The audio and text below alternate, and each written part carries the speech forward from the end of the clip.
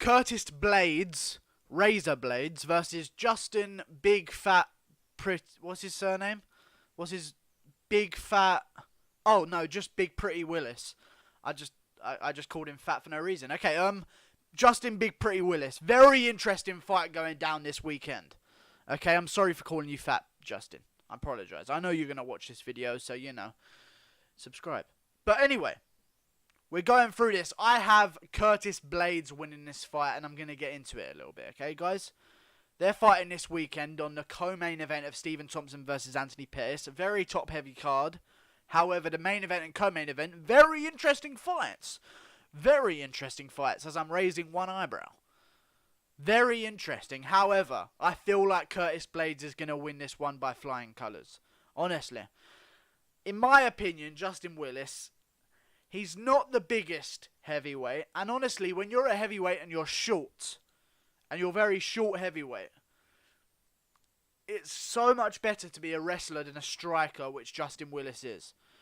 And he doesn't have a lot of knockouts to his name. He has a 50% TKO ratio, which isn't that impressive at heavyweight when you consider guys like Ngannou who only ever win by finish. So we'll go into it. I feel like when you're a shorter heavyweight like Justin Willis, and this is why it works for Daniel Cormier, it's better to be a wrestler. Much better to be a wrestler, because if you're smaller and wider, your center of gravity is going to be a lot lower. You're going to have a lot more drive in your shot for taking people down. You're going to have a lot more localized weight when you're on top of them on the ground. When you're a striker and you're 6'1" at heavyweight and you're and you're a fat cunt like Willis, you're gonna run into a few problems, okay? And Justin Willis, coming off a win against Mark Hunt, and I'll be honest with you guys, I don't even count it as a win. I really don't. I really don't count it. It was a good win. He won over Mark Hunt, yes. That will be in the record books. But Mark Hunt in there, it just wasn't him. You know what I'm saying? Like, Mark Hunt's the guy, he goes out there, he's like against Bigfoot. He's swinging crazy. He's ripping to the body against the fence. This Mark Hunt against Justin Willis, leg kicked Willis really hard in the first round, broke his foot, and then continued to just wade towards Willis for the rest of the fight until it was over. It was almost like he was just trying to ride out the fight. Like, alright, just get this over. Don't knock me out. Just keep jabbing me. I don't care. I'm about to leave the UFC anyway. Who cares? So I don't rate that from Justin Willis. I know Justin Willis is dangerous. Okay, he's got a good jab. For a big boy, he's got good footwork. Okay, he moves back very well. Against Mark Hunt, he showed that. Mark Hunt would wade in with big shots. Willis would just jab, and then now we're dancing away like a little ballet dancer. You know, little tiptoes out the way. And for a guy of Willis's size, footwork in the heavyweight division is very nice to have, because not a lot of people have it. However, before Mark Hunt, who did Justin Willis beat? Chase Sherman, unranked. Alan Crowder, fair enough, you beat Alan Crowder, but also Greg Hardy couldn't beat Alan Crowder. You know what I'm saying? Alan Crowder and Greg Hardy kind of went at it for a bit. Fair enough, Alan Crowder got the win because of disqualification, but Alan Crowder's not elite level, if you know what I'm saying. If you can't finish Greg Hardy in the UFC and you're a UFC caliber of opponent, it's not saying a lot about your skill level, I'll tell you that much. Anyway, and when you look at Curtis Blaydes' record, it just supersedes Justin Willis's completely. Other than Curtis Blaydes has only lost to Francis Ngannou. One was by doctor stoppage. Francis Ngannou smacked him in the eye, his eye swelled up real bad. They called the fight off. Fair enough, it happens. The doctor's got to step in for the best of your interests and the best of your brain capacity. So fair enough. Then he gets TKO'd by Ngannou in 45 seconds. Oh well, it's Ngannou. Fair enough. You know, you get TKO'd by Ngannou, it's like getting out-wrestled by DC, you know? Well, it was always a risk that could happen, you know, maybe it could have happened.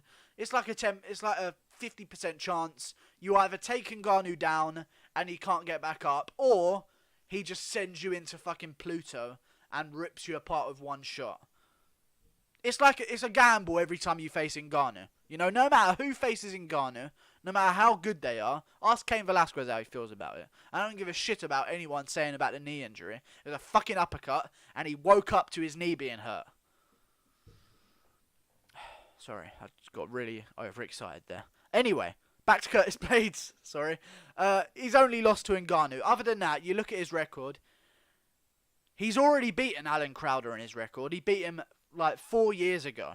2015, he beat Alan Crowder. He's coming forward, coming up the rankings. He beats Daniel Omelianenchuk. I didn't even practice pronouncing that name. He's a solid fighter. Then he fights again 4 months later. Alexei Olenek. Savage at heavyweight, okay? Top 15 guy for sure. I think he might even be top 10. He's a savage either way. Obviously, Alexei Olenek, you guys all know him from also beating Mark Hunt, because let's be honest, who hasn't these days? Poor Mark Hunt. And he also choked out Travis Brown before that and retired him. Then he beat Mark Hunt. Good. And he also beat a very good version of Mark Hunt. Mark Hunt showed up to fight against Curtis Blaydes. He was swinging, but Curtis Blaydes just completely out-wrestled him. Mark Hunt even landed a big fucking shot on Curtis Blaydes' chin. And Curtis Blaydes just fucking took it, double leg straight away. Like, that's his instinct. It's like Gaethje doesn't have the instinct to wrestle when he's hurt. And DC talks about this. That's when you know who you are as a fighter. What style you bring is what happens when you get stung and you get rocked. What happens to you? Justin Gaethje, yeah, he's a phenomenal wrestler and he has good high school and college level wrestling. He gets hurt, he wants to stand and bang. You know? Curtis Blaydes gets hurt, double leg straight away. You go to exactly what you know. That's all you know. You know? And that's what Curtis Blaydes is. He's a fucking wrestler. And he does it very damn fucking well. Then he moves on to beat Alistair Overeem. No fucking easy task. I think a lot of people had Overeem winning that fight. He takes down Overeem with ease. He blasts Overeem on the feet as well while Overeem's waiting for the takedown to come. Blasts him up against the cage. Doesn't get carried away trying to knock out Overeem. Shoots in for a double leg. Finishes him with elbows on the floor. I think exactly the same thing's going to happen between him and Justin Willis. I think he's going to go out there. He's going to entertain the feet for a bit because he's taller, he's got a longer reach. He's going to be a lot stronger, let's be honest. I've seen Justin Willis, he's made the correct adjustments to get better at wrestling. He's gone to AKA and he's wrestled with some of their guys. I know there's like a midget heavyweight there that trains with DC a lot. You guys know exactly what I'm talking about. He's short and very thick. And he fought last on the Chuck Liddell card. He was the co-main event. I'm sure you guys know what I'm talking about. I don't know his name though. And he just got ragdolled around at AKA. Good though. He's learning. But I just don't think... Wrestling is the one thing in MMA that you can't just pick up. You know, wrestlers, when they come into MMA, they can pick up striking. They can pick up a bit of Muay Thai. You know, they can pick up the basics of it. But in MMA, if someone's better than you at wrestling, it's gonna show. It's really gonna show. Like, you can't catch up to people in terms of wrestling. GSP did it, but over a very long period of time. And he wasn't like a normal wrestler. He would, like, blast for a double leg, you know? Like, by normal wrestler, I mean, he wasn't an Usman wrestler, you know? Like, one of those wrestlers, like a Colby Covington type wrestler or a Cain Velasquez type wrestler. He would shoot, and then the wrestling would be purely by surprise. You know, he'd catch you coming in and just blast to the floor. Technique, yes, but it doesn't take years of training to master that timing. Francis Ngannou sends Curtis Blaydes into orbit again in November. He's back in March. Is it too soon? Maybe. But I feel like Curtis Blaydes is going to take Justin Willis down, put him on his back, be a lot bigger on top, because I guarantee you Curtis Blaydes is going to at least have a 10-pound weight advantage in this fight. He's 6'4". He's a big heavyweight, a big boy, a real big boy. I think he's going to take Justin Willis down and do exactly what he did to Overeem. Take him down, blast him with elbows, finish the fight. See you later, Justin Willis. And you think, oh, Justin Willis hasn't been knocked out. Well, you haven't seen him be knocked out, but yes, he has been. He's been TKO'd by elbows the exact same way in a ring of fight in Bad Blood, in his first pro fight. Taken down, blasted with elbows. I know it was a while ago. I understand that. But then it happened again. He got taken down and pounded out in his amateurs.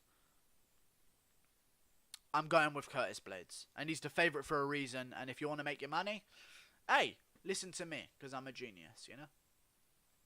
Like and subscribe. Thanks for watching. I don't know why I'm so yellow today. You see this colour? Yeah. Just, you know, off you go. You can go now. I don't know why. Don't know why you're still here. Also, at 1,000 subs, I'm going to get monetized and there's going to be ads. But I probably won't get monetized because there's only 2 genders. That's why. Like and subscribe.